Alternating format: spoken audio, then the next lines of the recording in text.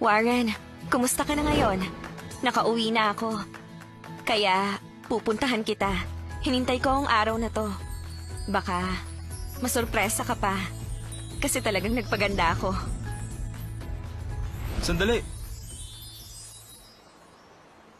Yes? Kasi, kung hindi naman nakakaabala. Pasensya ka na. Pero may boyfriend na kasi ako. Mag-8 years na kaming dalawa, hindi lang basta 1 o 2 taon. Sorry talaga. Sige, pero baka pwede mo naman. Ito, kasi... Paano ba yan? Sobrang mainitin kasi ang ulo ng boyfriend ko, kaya talagang magagalit siya sa ginagawa mo ngayon.